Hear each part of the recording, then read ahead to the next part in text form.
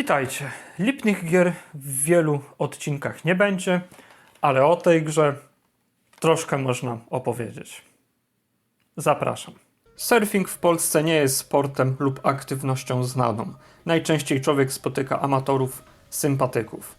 Co innego w Stanach i w Australii. Tam to wręcz są zawody w tej konkurencji.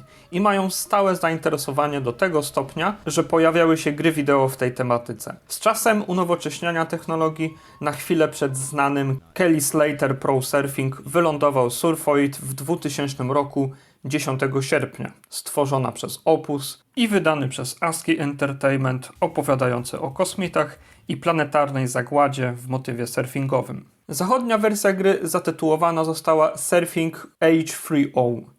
Moment. Sprężony kwas dla H2O lub jon oksoniowy, uwodniony kation wodorowy H3O+? Nie miało być nic w tym filmie o chemii, zaś sami autorzy tej gry nas jonizują z kationem wodorowym z masą molową 19,02 grama. Ale polecieli w mola. Już tytuł wprowadza wiele pytań, często trudnych i ryzykownych. Jaka ta gra jest? Czy pachnie tą wodą jak FIFA 2001 na PlayStation trawą, czy nie?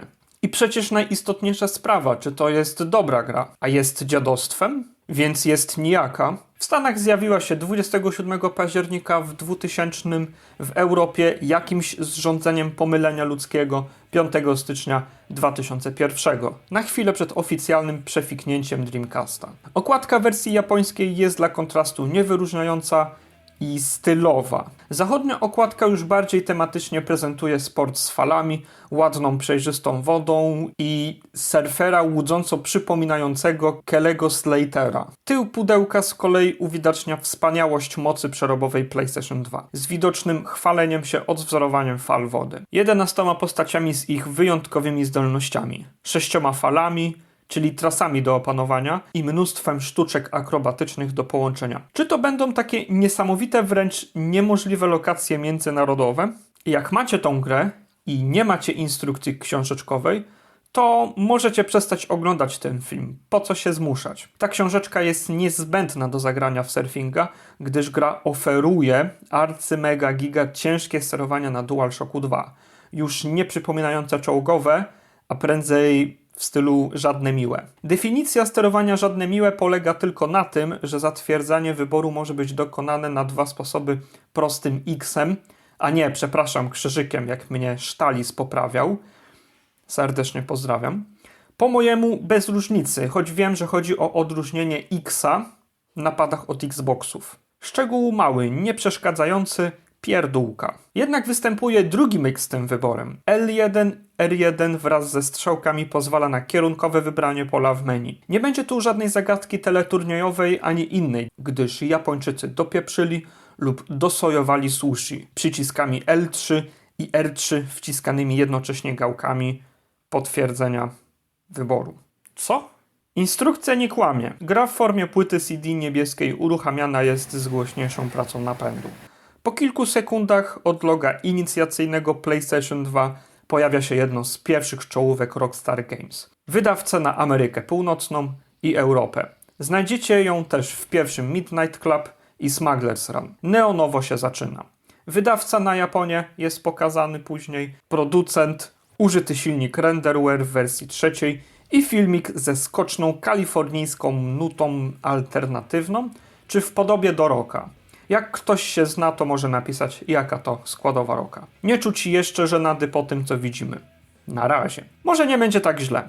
Ekran tytułowy zastawiony motywami kwiatów na Hawajach i tej porywistej fali oceanu albo rzeki, kto co lubi lub ma pod ręką. Rok 2000 niżej zobaczymy i kreatorów tego dzieła. Rockstar. Dlaczego? Dlaczego? Take-Two już nie zdziwi nigdy. Oni mogą tu być. Stylizacja menu jest miła dla oka i w miarę nowoczesna. Oferuje się linijki wyboru. Główny tryb turniejowy na 2 surferów, ustawienia i najlepsze wyniki do wyświetlenia. W suwaczkach gry jest skromnie. Zobaczymy zmiany poziomu przeszkadzania, muzykę, dźwięki, wibracyjność kontrolera, nowe słowo, i zmianę języka. Co się dotyczy poziomów trudności, to wraz z przejściem turnieju dostaje się nowy poziom, z czasem już niemożliwym do operowania i większą ilością punktów do zgromadzenia na konto. To nie tak, że ma się 2 poziomy dokuczania i po grze. Jest jeszcze zawartość do odblokowania. I to tyle. Turniej dzieli nas od pływania kilkoma ekranami, w tym bardzo posiekany przeplotem, najwstrętniejszym powinien być nielegalnym w użyciu. Tylko progresja lub pełny obraz bez pocinania liniami. Takie ładowanie zajmuje 9 sekund, po czym mamy wybór surfera. Jedna rzecz mnie zastanowiła w trakcie montowania tego arcydzieła pożytecznego. Na tyle pudełka jest wzmianka o 11 grywalnych postaciach z unikalnym sposobem radzenia sobie na wodzie. Mamy 15 plastrów ikonek postaci. Po lewej i po prawej stronie jest ich 5 do odkrycia. 5 mamy na start. Wygląda na to, z mojej teorii, że wszystkie początkowe 5 postaci nie wyróżniają się wybitnymi zdolnościami i można potraktować ich jako jedną wspólną zdolność, no i 10 pozostałych brakujących. Wybrałem klona Kelego Slatera. Reszta ludzkich surferów wyglądają na wymyślone osobistości. Będzie też do wybrania skórka deski. Niczym innym niż wyglądem nie odróżniają się. I to w tym momencie zaczyna się pływanko.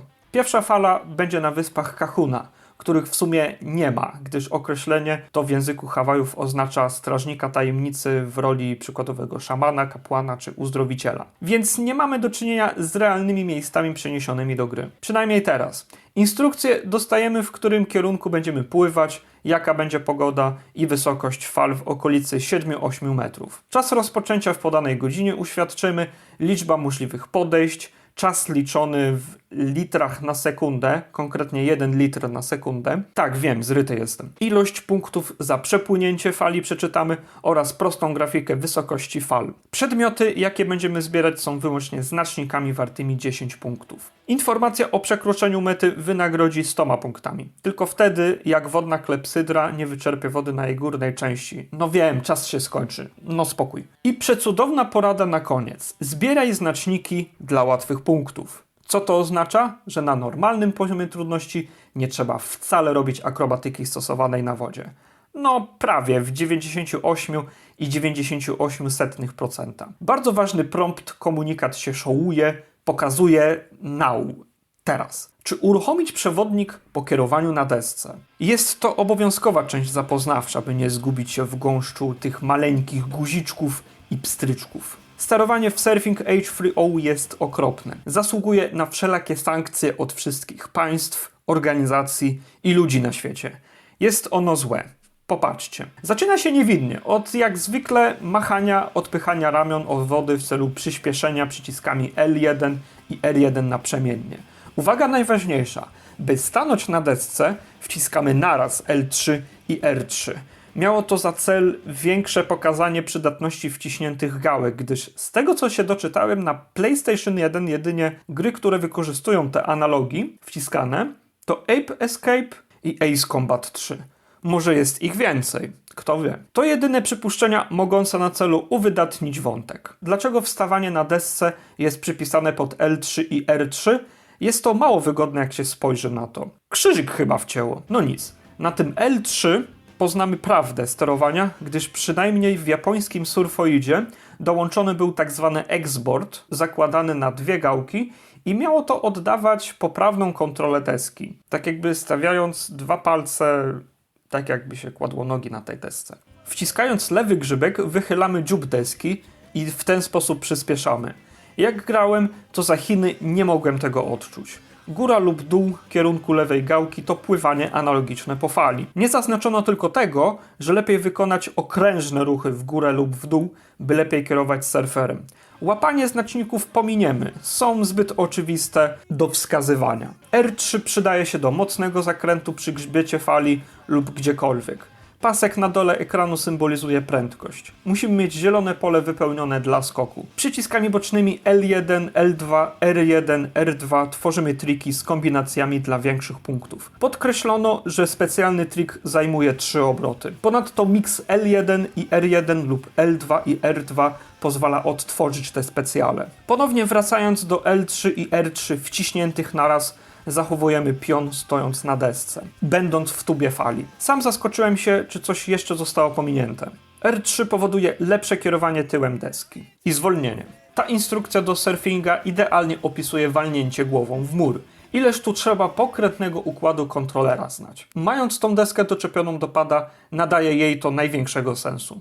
Ładowanie do pierwszej fali zabiera nam 13 sekund na oczekiwanie do śmigania. L1 i R1 stukamy na zmianę dla otrzymania prędkości i dwie gałki wciskamy, zaczynając surfowanie, a więc właściwą grę. Przechodząc na szybko do grafiki i dźwięków, wypadają te elementy nie najgorzej. Z tego zestawu przedstawienia najlepiej sprawuje się woda, no i fale. Ładnie oddany kolor wody w turkusie, morskiej barwie pokazuje moc konsoli. To nie jest co prawda woda jak w GTA 3 czy Vice City, kiedy to była albo szaro-burą teksturą z lekkim odchyleniem fal, czy w San Andreas, jak już zyskała na dostatecznym kształcie. W surfingu woda odgrywa ważną rolę i bardzo dokładnie jest uchwycony moment jej pracy, szczególnie kiedy ujrzymy pianę jej rozbrysk. Wygląd bohatera z tej nieco dalekiej perspektywy nie jest też na tyle bogaty w szczegóły, razem z deską. Niebo i dalszy widok na ląd też nie jest tak widoczny, jakby jeszcze gra tkwiła w czasie wydawania gier na PlayStation 1. W sumie jest to produkt z 2000 roku. Popatrzcie na te chmury, niemalże jak z PSX-a czy Saturna. Skalowanie i obracanie jak z tamtych pięknych urządzeń. Wizualia są dobre. Na początek życia PS2 przyzwoite. Muzyka jest absolutnym pierwszorzędnym wyborem do odsłuchania w trakcie sunięcia po wodzie. Wszystkie efekty dźwiękowe, głównie od wody, nagrane są wzorowo, nie da się nic zarzucić. Za pierwszym razem przed nagraniem tego filmu musiałem oswoić się ze sterowaniem, zwłaszcza wyznaczanie kierunków mnie kłopotało i chciałem szalenie okiełznać wodnego płaskiego rumaka. Tak, to było słabe. I ostatecznie coś się naumiałem. Może to wyglądać jakbym wężykiem pływał. Zauważyłem tylko, że taki manewr utrzymuje średnio dobrą prędkość i lepsze oporowanie kierunkami. I serio, zbierając molekuły znaczników, można tak przepłynąć falę bez wyczynów na brzegu fali. Jedno jest turbo ryzykowne i nie róbcie tego. Nawet w domu, w łazience czy w kuchni. Może na klozacie też. Zbliżacie się do białej, jasnej części fali, rozbryzgu. To nie dotykajcie jej zbyt długo, inaczej wypadniecie dość łatwo i przepada wasza próba. Punkty i tak zachowujecie, więc nic tu nie pęka. Pękną za to nerwy z każdą kolejną przegraną. Tak jest napisane w dowodach osobistych i paszportach. Nie żartuję. Niestety, kule molekularne zwijają się z planszy jak fala wodna chluśnie je swoim zasięgiem, zaniżając nam leniwą szansę na jakikolwiek wynik zaliczający. Niebieski pasek po lewej wskazuje dystans, jaki przemierzono i ile pozostało do końca wodnej męki, uskuteczniając to przekroczeniem mety. Pierwsze przepłynięcie zakończyło się niepowodzeniem. Zabrakło 50 punktów. W podliczeniu sumy liczy się też bycie w tubie, drogi YouTubie. Po przegranej mamy jeszcze możliwość wykazania się ponownie lub zakopanie deski w piach i samego siebie po samą głowę. Warto zaznaczyć, że jest tu 5 kontynuacji. Często w grach zazwyczaj było ich 3. Pomijając paskudny pasek ładowania, podchodzę do gry po raz drugi.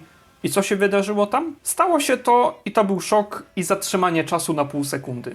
Wykonałem skok, uczyniłem sztuczkę i wylądowałem z punktami, gwarantując mi przejście pierwszej mapy na tak zwanego strzała. Poczułem, jakbym w pełni na 101% miał pełną kontrolę nad surfingiem. Nic innego nie mam do stracenia i przechodzić te zmagania wystarczy. Z potknięciami, z utonięciem, ale wciąż. 201 punktów oznacza ledwo, bo ledwo kwalifikację, dzięki której zobaczycie kolejne fale, przynajmniej nie wirusa celebryty sprzed 5 lat. Naznaczonym szyfrem hipnozy C-19. Drugi poziom wydaje się być tym samym, lecz pojawia się deszcz. Inna godzina rozpoczęcia i płyniemy. Fala jest dłuższa. Zachmurzenie wylądowało, przyczyniając do zmiany koloru wody. Na podglądzie wideo deszcz wypada śmiesznie niepełnie. Widać krople lub linie na górze ekranu.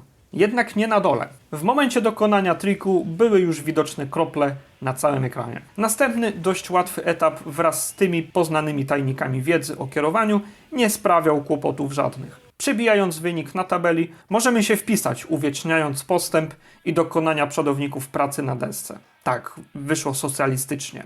Dla jaj. Playa Escondido. Prawie jak prawdziwy w Meksyku Playa Escondida w mieścinie Sayulita od strony Pacyfiku. Hotel konkretnie. Tu fale są wyższe, lecz będzie kolejna zmiana rozrywająca taśmę magnetofonową. Płyniemy w lewym kierunku. Już to pokazuje, jak bardzo próbowano urozmaicić surfowanie do tego stopnia, iż o świcie i w innym kierunku mamy osiągnąć to samo co zwykle. Dobra, We wszystkich grach jest umowna monotonia. Towarzyszy jeszcze trzeciej mapie lekka mgła. Rozjaśnia ona obraz, nadając mleczny widok czegokolwiek. Inna ważna rzecz jest godna pokazania. Mając dobrą zieloną prędkość i wpływając na niegotową do skoku półfalę, nie uczynimy ani skoku, ani triku. Punktów z tego nie będzie. Trzecia fala też została zrobiona dzięki szczęściu. Cała gra jest czystym pomysłem eksperymentów na owe szczęście. Zawsze przypadek decyduje o tym, czy wygra się trasę, czy nie. Czwarta mapa, nazwana Bell's Point, która nie ma swojego przesłania na konkretną miejscówkę na globie, i stało się tym razem mroźnie. Fale już są wyższe oraz kierunek płynięcia został przestawiony tak jak dotychczas na prawo. Sypie śnieg już na całym widoku gry, co jest swego rodzaju niekonsekwencją względem deszczu. I jest ciemno wszędzie. Za to, czy bohaterowi nie jest za zimno? W samych majtach tak ganiać za wodą? Z czasem dłuższym zaczynałem odczuwać braki jakichkolwiek siermiężnych elementów surfinga H3O. Człowiek przywyknął do pokracznego sterowania tych okrutnych fal z krakenem zaraz za kamerą rozgrywki, do wypadania z deski i w ogóle tej PS2. I na tej mapie poległem. Wybrałem innego, blond długowłosego zawodnika i jakoś na czworaka dodrapałem się do ostatniego miejsca zgniotu. Na drugiej mapie nawet pobiłem swój wynik o 60 punktów. Sprawnie zaliczając czwartą mapę przed rafinerią czy inną stocznią, dolatujemy na miotle, na desce jak najbardziej. Mamy Takami Break, ostatnią falę. Czy jestem gotów? Fale już są przegięte i niebezpieczne. Czy tu są potrzebne skille zdolnościowe? Ależ skąd? Punkty kulkowe zbieraj, nie przejmuj się tym napisem. Przemierzamy w lewo i ta fala jest tym samym co trzecia, tylko z ładniejszą pogodą. W ten oto myk ukończyłem ostatni 5. etap. Tak, 5 fal jest. Ale kto powiedział, że to wszystko? Nowe odblokują się potem z kolejnymi zmaganiami. Dostajemy inne ładowanie fragmentu gry, liczące sobie 17 sekund, by dostać jeden obrazek, trochę tekstu i świeże postacie odblokowane deski, nowy etap i poziom trudności półprofesjonalny, jakby trudny. Napisy końcowe składające się na japońską załogę z Opus, Rockstar Games, panie Sam Hauser, poważnie pan tu zawidniał? Take-Two Interactive Software Europe. Wy to możecie akurat. Zapewne decyzje związane z serią GTA.